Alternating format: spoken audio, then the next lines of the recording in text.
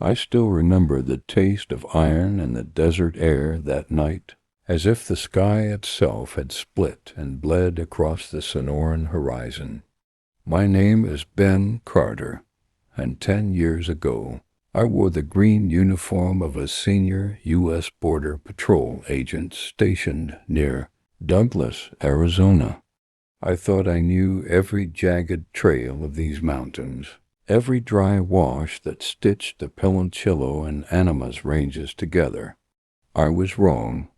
Back then I worked alongside Danny Rivas, 25, full of fire, eager to prove he could outthink the desert itself.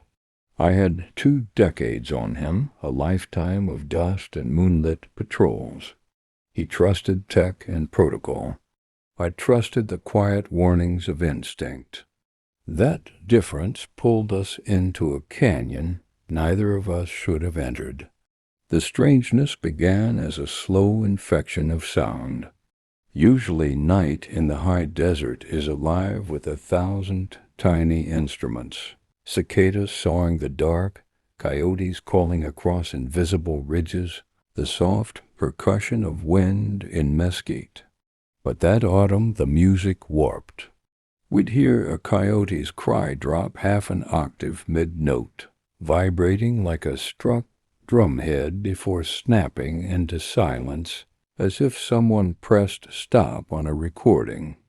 Once a hawk's scream echoed through a moonless sky when every bird was asleep, stretched and metallic, like a wire pulled too tight.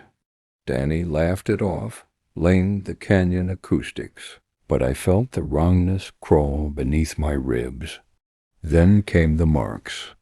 Early October, we checked an old cattle water tank used as a migrant waypoint.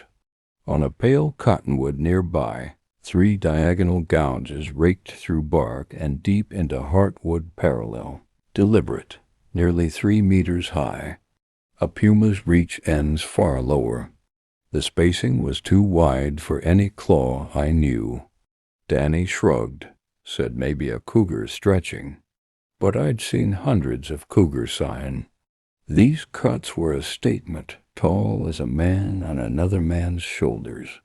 After that, unease followed me like a second shadow. During night shifts, in the truck I'd whirl around, certain someone stood behind me. Nothing, just the desert breathing.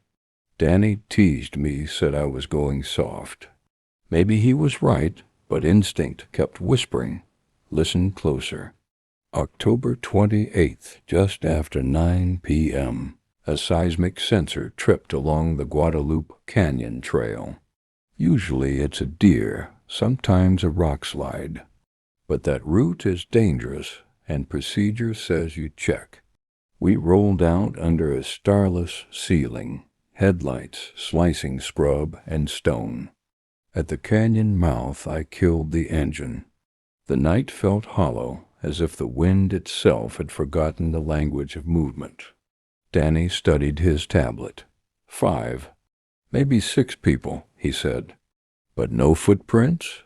We advanced on foot, beams cutting narrow tunnels through the dark. 100 meters and we found what used to be a camp. 2 tents shredded to ribbons, sleeping bags gutted, food scattered and stomped into the dirt. Binoculars and a radio lay untouched. This wasn't theft. It was fury distilled. Cartel fight, Danny decided. Someone got spooked. I swept my light over the ground. No shell casings. No blood, just footprints, human and others. Enormous bare impressions pressed deep beside the smaller migrant tracks, edges blurred like wet clay. My pulse thudded so loud it drowned the desert. Danny pointed toward a rock shelf. I'll check the ridge. His excitement cut through every caution. Hold up, I hissed. Stay together. We call for backup. He was already moving, his flashlight carving frantic arcs. Then the canyon spoke. From high above came a hiss of air and a violent thunk of boulder. basketball-sized, slamming the ground of breath from where Danny had vanished around the bend. I swung my beam upward. Nothing but darkness heavy as iron. "Ben, what was that?" Danny's voice cracked through the radio. "Lights out. Get low." "Don't move," I whispered. The silence that followed wasn't empty. It vibrated with something alive. From the cliff came a slow, wet exhale, rough, deliberate. Gravel shifted with the weight of something massive settling in. The sensor hadn't lied. There was a group in this canyon. Just not the kind we'd trained for. "Kill the light, Danny," I breathed into the mic. My voice trembled like a frayed wire. No reply. Only his hurried breaths and the restless sweep of his beam across rock. He was a perfect target. Then it came a guttural rumble that seemed to climb out of the earth itself. A note so low it resonated in my bones, a sound of a boundary crossed. "I see something," Danny said, half awe, half terror. His light fixed on a dark notch 30 meters up. "Danny, back down now. That's an order." Too late? He unshouldered his M4, the metallic click of fragile defiance. From the black mouth of the cliff, a shape uncoiled and leapt. 10 meters of air dissolved beneath it. It landed with a dull concussion that made the ground quiver, a silhouette broad as a truck, arms long enough to brush stone as it moved with a speed that mocked gravity. For an instant the side of Donnie's beam lit tangled dark fur and a chest wider than any. Bears. My mind refused to name what my eyes delivered. Danny screamed. A single panicked shot cracked, echoing like lightning in a bottle. Then a sound I will never outlive. Bones breaking, sharp and wet, like green timber wrenched in a storm. His light fell, casting only a trembling oval on rock, and his boots. The radio erupted with a choked gasp, then the drag of something massive pulling a body uphill through the rubble. I couldn't move. Training, instinct, everything locked. All I could do was lie there, heart hammering against stone, as the desert devoured the last echoes of my partner's life. Minutes, maybe seconds, passed before I heard the soft clatter of metal near my elbow. Danny's radio, tossed back like a dare. A silent promise. "I know you're here." That jolt of cold clarity broke my paralysis. It already knew my position. I began to crawl, every scrape of gravel screaming in my head. Backward, inch by inch, I slid toward the mouth of the canyon, refusing to look behind me. When I finally glimpsed the outline of our Ford F-150 against the faint starlight, relief nearly drowned me. I sprinted the last stretch, dove inside, slammed the locks. Only then did I see it, a damp smear of earth across the steering wheel, shaped unmistakably like a hand far larger than any human's. I spent the next hours behind that locked door of steel and glass, the truck's cabin trembling with every shallow breath. The desert outside felt endless, a black ocean pressing its weight against the windows. Every creak of cooling metal was a footstep, every flicker of moonlight a silent signal. I kept one hand on the ignition, the other wrapped around the grip of my service pistol, until the muscles in my forearm burned. When dawn finally paled the horizon, the desert looked almost innocent, like a crime scene scrubbed clean. By the night itself, I radioed dispatch with a voice that barely belonged to me. My words fractured, an unstable bridge between logic and the nightmare I'd survived. Agent Rivas. Taken. Possible hostile engagement. Request immediate backup. I didn't say what had really taken him. The word wouldn't fit into any frequency. When the search team arrived, the sun was high and merciless. Men in green uniforms fanned across the canyon floor, boots crunching the gravel that had nearly become my grave. I led them to the camp, or what remained of it.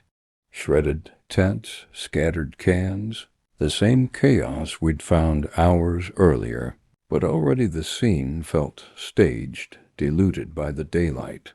A tracker named Alvarez crouched near a cluster of faint impressions in the dust. He called me over, his brow furrowed. "Strange," he said softly. "Barefoot prints. Big ones. But the edges are already gone." He looked up, confused. "Wind shouldn't erase them this fast." I stared at the place where I'd seen the monstrous leap, where Danny's light had caught that impossible. Silhouette? Nothing. Just bleached rock and shadows shaped by an ordinary sun. The canyon had swallowed its secret hole. They found Danny's rifle with a single shell spent. They found drag marks climbing the slope like a trail of violence heading nowhere. But no blood. No body, no answers. Back at the station, the official questions began like a slow drip of acid. My supervisor, Henderson, a man who'd seen everything this border could throw at a person, listened without interrupting as I told him everything, yes, everything.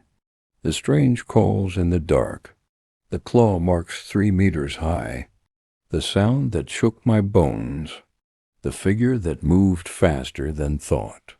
When I finished, he kept his eyes on the window. "We'll find him," he said after a long pause.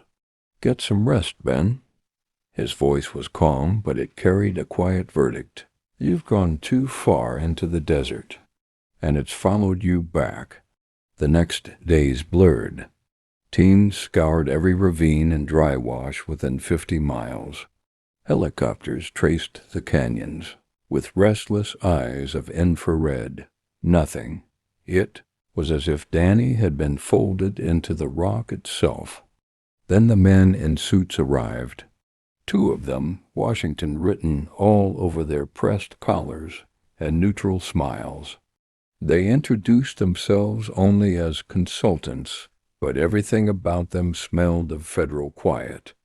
They guided me into a conference room stripped of personality, just white walls, a humming fluorescent, and the stale scent of recycled air. The older one spoke first, voice warm as a blanket hiding a blade. "Agent Carter, we appreciate your cooperation. We know this has been traumatic." They asked for my account, each detail, each sound, each flash of light. I repeated the story, feeling it slip further from my grasp with every retelling, as though the more I spoke, the less real it became. When I finished, the younger one leaned forward, elbows sharp against the table. "What you saw," he said carefully, "was likely a cartel strike team. We have intelligence on groups using advanced camouflage ghillie suits, night stimulants. They're capable of extreme strength and cruelty. They can imitate animal calls to lure targets." I shook my head. This wasn't a man.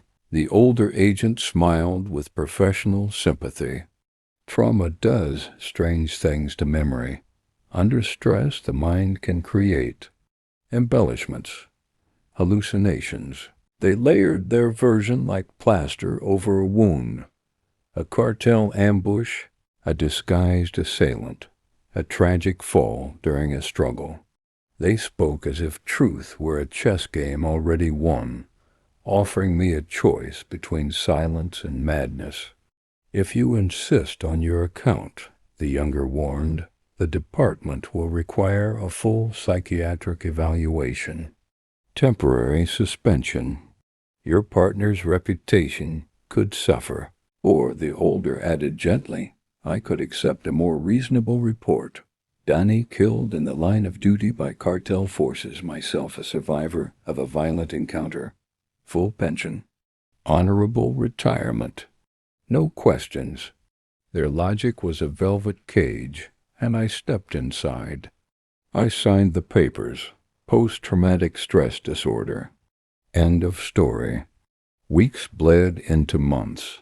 The official narrative hardened like sun-baked clay. Donnie was mourned as a hero. I was granted medical leave and a lifetime of uneasy gratitude. But every night, the canyon returned. In dreams, I heard that low, impossible growl vibrating through my chest, felt the cold smear of that massive handprint on the wheel. I tried to convince myself it was the mind's cruel echo, but small reminders kept surfacing footsteps on my porch when no one was there, a sudden silence in the desert beyond my backyard fence, as if the land itself was holding back a secret it refused to bury. Sometimes, late at night, I catch a faint metallic hum beyond the saguaro-lined horizon. It doesn't belong to engines or power lines. It lingers like a thought you can't quite name. Friends say it's stress. My wife urges therapy. But deep down I know that night was no hallucination. Something vast and intelligent walked those canyons. Something that wanted us to understand that the desert is not ours, never was, and that it can watch without being seen. The government may bury reports. The earth may swallow prints, but memory, true memory, does not fade. It waits, and every time the wind falls silent, I feel it waiting with me. I tried to return to normal life, but normal had become a language I could no longer speak. The first weeks after the official report, I slept with the curtains drawn and the lights burning like a false dawn. Even then I'd jolt awake to the sound of gravel shifting, certain something heavy moved just beyond the walls. My wife would find me sitting on the porch at 3 a.m., rifle across my knees, staring at the tree line as if the mesquite might breathe. The government sent me to counseling. The therapist smiled in gentle loops of reassurance, calling it survivor's guilt. She told me the mind defends itself by creating symbols monsters to explain trauma. I nodded, played the role of patient, but inside I felt her words slide off like rain on oiled stone. I hadn't created a monster. I'd met one. Months stretched into a year. I took a private security job in Tucson, steady work, predictable hours. But the desert wouldn't leave me alone. On evening drives home, the radio sometimes hissed with a low static that pulsed like a distant heartbeat. Coyotes would cut off their howls mid-cry, as if something immense had stepped between them and the moon. Once, parked at a red light, I smelled the sharp copper scent of wet earth impossible in a city baked dry for weeks. I started keeping a journal, hoping to drain the poison from memory. Each entry began with the same sentence. It's still out there. Writing didn't help. The pages felt like an invitation, as if every word drew its attention closer. 2 winters after Danny vanished, I drove out to the old patrol roads, telling myself it was nostalgia. In truth, I needed proof that the canyon still existed outside my nightmares. The trailhead looked unchanged. Pale gravel, sun-warped sign, the kind of quiet that usually feels like mercy. But as I stepped from the truck, a new sound slithered through the air, a deep, slow clicking, like stones knocking together in a rhythm older than speech. I froze, every nerve straining. The clicks moved, weaving from ridge to ridge, never closer, never gone, a warning or a welcome. My breath fogged in the sudden chill, though the day was warm. I backed into the cab and left without looking back, the sound following until the highway swallowed it. After that night, small disturbances became constant. Doors I knew I'd locked stood ajar in the morning. Footprints, bare, wide, and strangely elongated, appeared in the dust behind the house, only to fade before I could show anyone. Neighbors blamed kids or coyotes. I stopped arguing. Sometimes I dream of Danny calling my name, his voice warped through static, rising from the canyon floor. I wake with his radio in my hand, though I keep it sealed in a box across the room. The first time it happened, I thought I was losing my mind. The third time, I understood it wasn't madness. It was a summons. I haven't gone back again. Not because I'm afraid of dying there, but because I'm afraid of what might recognize me if I return. The memory of that towering shape isn't just a moment, it's a presence that learned my scent, my voice, the rhythm of my fear. It let me live once. I don't know if it would again. People ask why I never write the full story for the papers, why I don't fight the official version.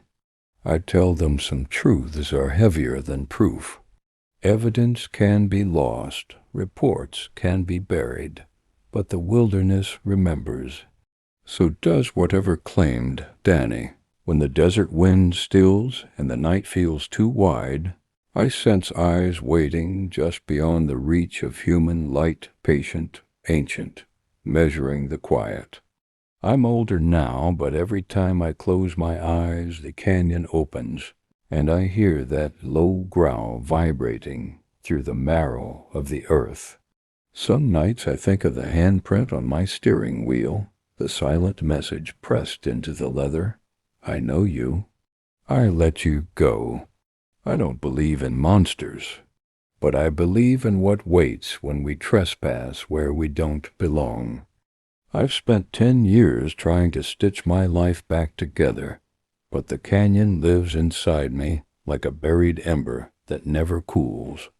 Even now, when the night wind slides across the Sonoran flats, I hear that deep, bone-low rumble in memory like the desert itself breathing in a language older than our species. People assume time softens terror. They're wrong. Time polishes it, makes it sharper, the way water shapes obsidian. I can sit at a family barbecue, the smell of mesquite smoke curling through laughter, and in a heartbeat I'm back on that cold stone, watching shadows bend where no human shadow should.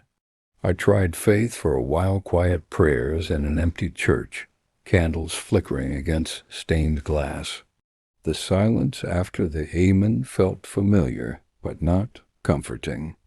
It carried the same weight as that canyon night, a silence that listens. Work keeps me busy. Private security contracts, routine patrols around city properties.